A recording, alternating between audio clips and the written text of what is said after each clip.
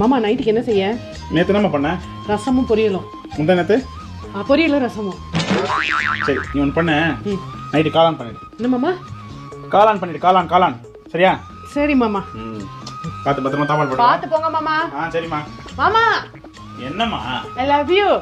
I love you 2 3 4 5 7 8 9 6 சரியா? Take care. தாப்பால் போட்டுக்கோ.